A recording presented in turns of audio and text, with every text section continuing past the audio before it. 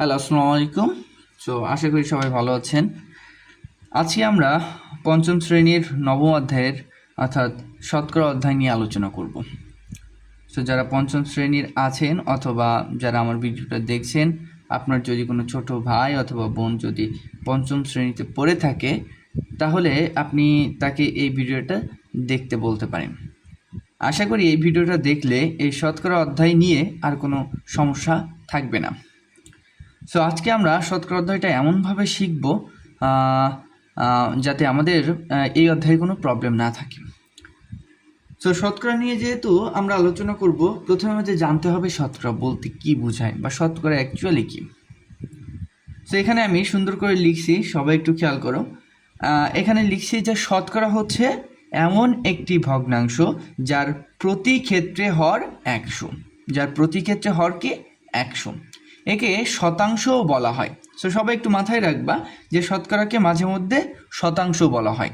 ওকে, একে সংক্ষেপে এই চিহ্ন, এইটাকে বলা হয় পার্সেন্টেজ, হ্যাঁ, অথবা পার্সেন্ট, হ্যাঁ, যেটা বলবা আর কি, সমস্যা নাই। এটাকে পার্সেন্ট বা পার্সেন্টেজ বা যেটাই বলো না কেন, এই চিহ্ন দ্বারা প্রকাশ করা হয়। যেমন মনে করো এখানে দেওয়া আছে 1%। 1% সমান কি? এই পার্সেন্ট মানে হচ্ছে 1/100। এই পার্সেন্ট যেখানেই থাকবে মনে রাখতে হবে এই পার্সেন্ট মানেই তার হর 100। এই পার্সেন্টকেই মূলত শতকরা প্রকাশ করা হয় পার্সেন্ট দিয়ে। পার্সেন্ট যেখানে থাকবে সেখানে হর সবসময় কি থাকবে? 100 থাকবে। কথা বুঝতে পারছো? যেমন এখানে আমি লিখছি 5%। 5% সমান কি লিখছি? 5/100। এখন তাহলে আমরা কি বুঝলাম? যে শতকরা হচ্ছে এমন একটি ভগ্নাংশ যার হর সবসময় 100 থাকতে হবে। এটাকে আমরা পার্সেন্টেজ দ্বারাও প্রকাশ করতে পারি বা প্রকাশ করি অ্যাকচুয়ালি। দেখো এখান থেকে বিভিন্ন ধরনের অঙ্ক আসে। প্রথমে আমি হচ্ছে টাইপ 1 বিভিন্ন টাইপ করে করাবো, আশা করি তাহলে সুবিধা হবে, করতে সুবিধা হবে, বুঝতেও সুবিধা হবে। এখানে প্রথম টাইপে আমি এমন টাইপের অঙ্ক নিয়েছি যে শতকরা থেকে দশমিক ভগ্নাংশে প্রকাশ করা। এখন একটু খেয়াল রাখতে হবে, শতকরা থেকে ভগ্নাংশে প্রকাশ করব আমরা প্রথমে, দেন হচ্ছে দশমিক ভগ্নাংশে প্রকাশ করব। এখন একদমই সহজ। প্রথমে দেখো এখানে লেখা আছে কি 60%। এখন 60% সমান কি? এখানে যেহেতু আমি লিখছি 1% সমান 1/100, 5% সমান 5/100, তাহলে এখানে 60% বলতে কি বুঝাবে? এই পার্সেন্ট মানে কি? ভগ্নাংশের হর কত হয়ে যাবে? 100 হয়ে যাবে। তাহলে 60 কত হবে? 100। 60/100। এখানে চাইলেই আমরা এই 0 0 কাটাকাটি করতে পারি কি না?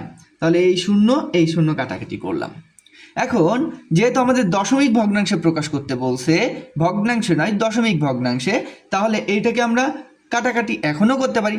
ভাগ করার জন্য ছোট করে নিব, আরও কাটাকাটি করতে পারি। তাহলে এই 6কে 2 দ্বারা ভাগ করা যায়। তাহলে 3 দুগুণ 6, 5 দুগুণ কত? 10। তাহলে এখানে কত থাকে? 3/5। এটা হচ্ছে ভগ্নাংশে প্রকাশ করা। আমরা জানি যে ভগ্নাংশ অ্যাকচুয়ালি কয় প্রকার? 2 প্রকার। একটা হচ্ছে সাধারণ ভগ্নাংশ, আরেকটা হচ্ছে দশমিক ভগ্নাংশ। আমাদের যদি কখনো বলে যে ভগ্নাংশে প্রকাশ করো, তাহলে আমরা এই পর্যন্ত রেখে দিব। কিন্তু আমাদের যদি বলে যে দশমিক ভগ্নাংশে প্রকাশ করো, তখন আমরা অ্যাকচুয়ালি কি করব? তখন আমরা করব এই 5 দ্বারা 3কে ভাগ করে দিব, সুন্দর করে ভাগ করে দিব। আমি এখানেই করে দেখাচ্ছি, তোমরা রাফে করবা, তবে আমি এখানেই করে দেখাচ্ছি। 5 দ্বারা যদি 3কে আমরা ভাগ করি, একটু চিন্তা করো, 5-এর থেকে 3 ছোট হয়ে যাচ্ছে, তাহলে এর ভিতরে কয়বার যায়? কি একবার যদি নাও যায়, তাহলে আমাদের কয়বার করতে হবে? 0 দ্বারা একবার গুণ করতে হবে। 0 দ্বারা 5কে গুণ করলে কত হয়? 0 হয়। তাহলে এখানে যদি আমরা বিয়োগ করি, 3 থেকে 0 বিয়োগ করলে 3 হয়। তাহলে এবার কি করব? আমরা একটা দশমিক নিয়ে আসবো। আর এইখানে দশমিক নিয়ে আসা মানে এখানে একটা কি করতে হবে? 0 যোগ করতে হবে। এখন 5-এর সাথে কত গুণ করলে 30 হয়? 5-এর সাথে 6 গুণ করলে 30 হয়। 5 × 6 = 30। তাহলে এখানে কত হচ্ছে? 0.6। এটাই হচ্ছে আমাদের উত্তর। তাহলে উত্তর কত হবে? 0.6। কথা বুঝতে পারছো? এটাই হচ্ছে অ্যান্সার। আচ্ছা, এরপরের অঙ্কটা আমরা একটু সলভ করার চেষ্টা করি। এখানে বলছে কি 89%, এইটাকে দশমিক ভগ্নাংশে প্রকাশ করতে বলছে। একদমই সহজ, একই কাজ। আমরা প্রথমে কি করব? এটাকে ভগ্নাংশে প্রকাশ করে নিব। ভগ্নাংশে কিভাবে প্রকাশ করব? এই পার্সেন্টকে উঠাই দিব। এই পার্সেন্টকেও যদি আমরা উঠাই দেই, তাহলে হর কত হয়ে যাবে? 100 হয়ে যাবে। আচ্ছা ভাইয়া, তাহলে আমরা 100 বসাই দেই, হর 100 বসাই দিলাম। কথা বুঝতে পারছো? আচ্ছা, এবার কি করতে হবে? কাটাকাটি। আমাদের যদি কাটাকাটি করা যায় কাটাকাটি করব, কাটাকাটি না করা গেলে ওইভাবেই রেখে দিব, কোনো প্রবলেম নাই। আচ্ছা, এবার একটু খেয়াল করো তো, এখানে এটাকে 2 দ্বারা কাটাকাটি করা যায় না। আই থিঙ্ক 2 দ্বারা কাটাকাটি করা যায় না। এটাকে কি 2 দ্বারা কাটাকাটি করা যাবে? যাবে, কিন্তু এটাকে যায় না। 3 দ্বারা যায় না। আচ্ছা, আমরা এই পর্যন্তই রেখে দেবো, কোনো প্রবলেম নাই। এবার একটা কাজ করতে হবে। এবার আমরা কি করব? এটাকে ডিরেক্টলি ভাগ করে দিব। যেহেতু আমাদের দশমিক ভগ্নাংশে প্রকাশ করতে বলছে, এটাকে আমরা কি করব? ডিরেক্টলি ভাগ করে দিব। ভাগ করে দিই, এখানেই ভাগ করে দিই। তাহলে কত ছিল? 100 ভাগ কত? 8, 9। আচ্ছা, এটা থেকে এটা ছোট হয়ে যাচ্ছে। এটা কি? এটা কি? ভাজক। আর এটা হচ্ছে ভাজ্য। তাহলে ভাজক যদি ভাজ্যর থেকে বড় হয়ে যায়, আমাদের কি করতে হবে? সর্বনিম্ন হলেও 0 দ্বারা একবার গুণ করতে হবে। তাহলে 0 একবার যদি আমরা নিয়ে আসি, 0 দ্বারা 100কে গুণ করলে কত হয়? 0 হয়। তাহলে বিয়োগ করলে একই জিনিস, 9, 8। এবার কি করবে? একটা দশমিক নিয়ে আসবো। দশমিক নিয়ে আসলে এখানে কত হয়ে যাবে? 0 হয়ে যাবে, ঠিক কি না? এবার 100-এর সাথে কত গুণ করলে 890 বা 90-এর কাছাকাছি হয়? 8 দ্বারা গুণ করলে কত হয়? 800। আচ্ছা, এবার বিয়োগ করে ফেলি, 0, 9। যেহেতু একবার দশমিক আমরা নিয়ে ফেলছি, তাহলে এখানে আরও একটা 0 আমরা নিতে পারি। আমরা আরও একটা 0 নিলাম। তাহলে এবার 900-র ভিতরে 100 কয়বার গুণ করা যায়? 9 বার। কয়বার গুণ করা যায় ভাইয়া? 9 বার। তাহলে আমরা গুণ করে দিই 900। এখানে কত হচ্ছে? 0.89। আচ্ছা, এর পরের অঙ্কটা আমরা একটু দেখি। এখানে আছে 125%। 125%কে আমরা কি করব? দশমিক ভগ্নাংশে কনভার্ট করে নিব। একদমই সহজ কাজ, সেম কাজ। কি করব? প্রথমে উপরেরটা রেখে দিব, পার্সেন্টটা উঠাই দিব। পার্সেন্টটা যদি চলে যায় তাহলে হর কত হয়ে যাবে? 100 হয়ে যাবে। হর কত হয়ে যাবে? 100 হয়ে যাবে। আচ্ছা, এবার একটা কাজ করতে হবে। এবার কি করতে হবে? যদি কাটাকাটি করা যায় কাটাকাটি করব, না করা গেলে রেখে দিব।